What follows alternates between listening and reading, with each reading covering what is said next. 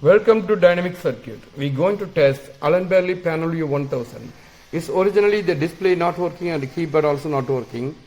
After we repair, you can see here right now we are going to power on.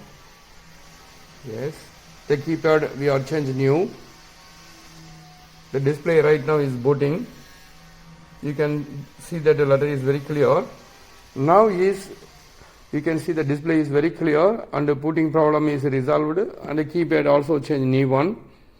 Successfully we are repaired Allenbradly Panelview1000. Please visit for your industrial repair solutions. Dynamic Circuit. Thank you very much for watching this video.